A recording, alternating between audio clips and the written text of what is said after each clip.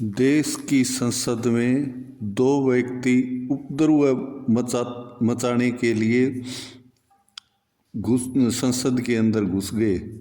इसी सुरक्षा की चूक को लेकर के विपक्ष ने गृह मंत्री अमित शाह से जब इसके बारे में सवाल का जवाब चाहा तो सरकार ने इस सवाल का जवाब देने की बजाय उल्टे विपक्षी सांसदों को सदन से ही बाहर कर दिया, यानी विपक्षी सभी सांसदों को बर्खास्त कर दिया गया, जो कि इस प्रकार का रोल लोकतंत्र का हिस्सा नहीं है।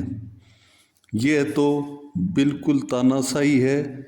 इसी बात को लेकर आज दिल्ली के जंतर मंतर व जयपुर के शहीद स्मारक पर धरना प्रदर्शन किए जा रहे हैं, जिसमें मल्लिकार्जुन खड़गे ने कहा कि उपराष्ट्रपति जब इस पद पर विराजमान हैं तो वो किसी विशेष जाति से हैं और इस प्रकार की बात करके वो उपराष्ट्रपति के पद की गरिमा को भंग कर रहे हैं, क्योंकि इस प्रकार के पद पर रहते हुए व्यक्ति को जाति पाति करना शोभा नहीं देता।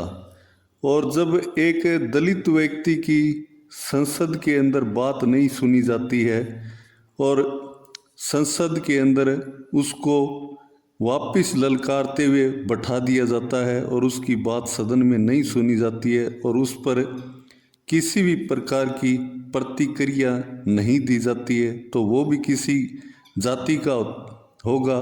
यानी इस प्रकार के जातिवाद के नारे देना बहुत ही शर्मनाक है।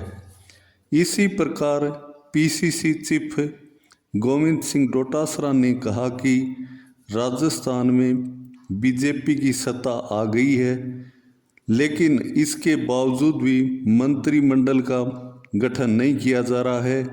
मुख्यमंत्री जी और उप मुख्यमंत्री सब दिल्ली के चक्कर लगा रहे हैं और आगे उन्होंने कहा कि मंत्रिमंडल का गठन करके और मंत्रियों को उनका कार्य दे करके जनता के कार्य करवाए जाने चाहिए।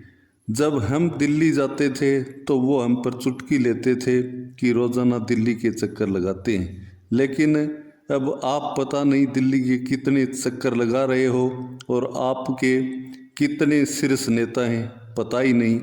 हमारा तो सिर्फ एक ही शीर्ष नेता था।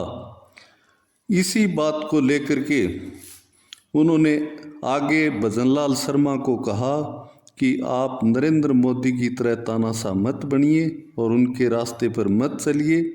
आप राजस्थान की जनता का काम कीजिए, क्योंकि राजस्थान की जनता ने आपको काम करने का मौका दिया है, आपको आशीर्वाद दिया है। मैं इसके लिए भगवान से प्रार्थना करता हूँ कि आपको जनता के विकास के लिए भगवान है वो सद्बुद्धि दे। इस प्रकार के विचार गोविंद सिंह डोटासरा पीसीसी चीफ हैं राजस्थान के।